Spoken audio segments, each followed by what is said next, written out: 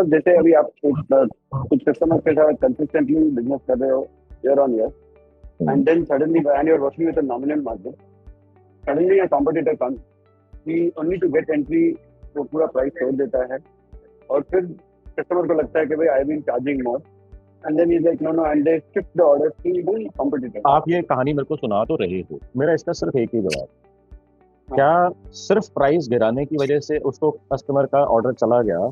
तो क्या आपके पास कोई तरीका है? जिस कॉम्पिटिटर ने ऐसा करा है उसके खुद के सारे कस्टमर्स निकाल लो, उसने एक कस्टमर आपका तोड़ा है, आप उसके 10 कस्टमर तोड़, इसको आपको करने से कौन रोक रहा है? आपको करने से कौन रोक रहा है?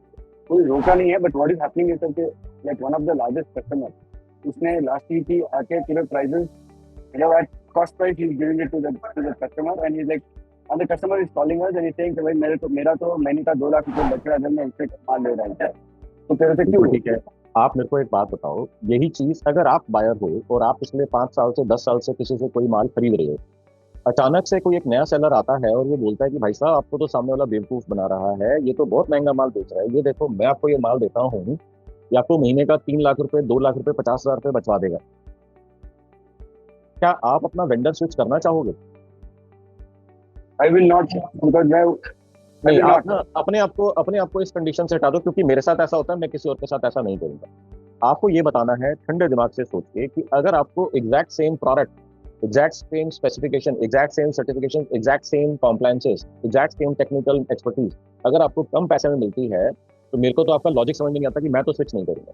Sir I will not switch 100%, may be 25-30%।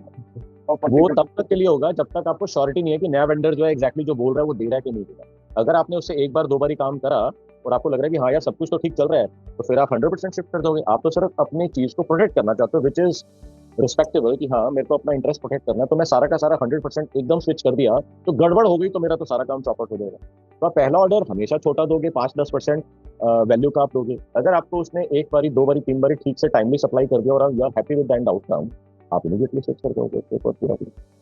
But आप करोगे या नहीं करोगे, प्रोसेस क्या होगा? वो सिंगल स्टेप का होगा, 3 स्टेप्स का होगा, 10 स्टेप्स का होगा, वो अलग प्रोसेस है। Would you not switch? Everybody भाई will be a slow transition. अरे भैया आप ये क्यों कह रहे हो कि मैं स्लो करेंगे, तो मतलब भी स्लो करेंगे? हाँ ये तो बेसिक बात है, बिजनेस है, करेंगे।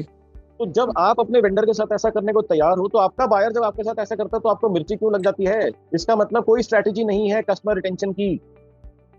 तो हमने जैसे उससे बात भी किया, we got the samples of the other suppliers, there was एक मजेदार बात बताऊं,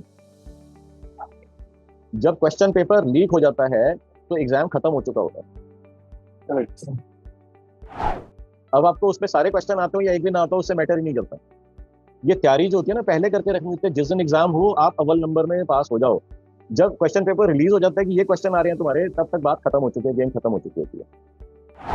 तो इसका सोल्यूशन क्या है कि आपका कस्टमर रिटेंशन का स्ट्रेटेजी क्या है? आपने आज तक इन कस्टमर से कितनी बारी बात करके उनको ये एहसास दिलाया और सही पर्सन को दिलाया कि हमारे साथ जुड़ के आज तक इतने सालों में आपको इतना फायदा हुआ है? there is no such strategy, sir. Answer आपको मिल गया। But how will we tell them that what profit they have got? अब इसका मतलब स्ट्रेटेजिक गैप दिख रहा है आपको यहाँ पर कि मैं कैसे बताऊं उसको कितना प्रॉफिट हुआ है। अगर आपको ये नहीं मालूम कि आपसे जुड़ के उसको क्या फायदा होने वाला है, क्या धंधा बना रहे हो आप? ये आप प्राइस के ऊपर निचोड़ दिए जाओगे, और ये अभी आपने बताया मेरे को, यही तो हो रहा है मेरे साथ। यही हो रहा है। क्या आपको लिंक दिख रहा है? स्ट्रेटेजिक गैप का लिंक दिख रहा है यहाँ पर? क्या गलती हो रही है? Is this visible now? Yes sir.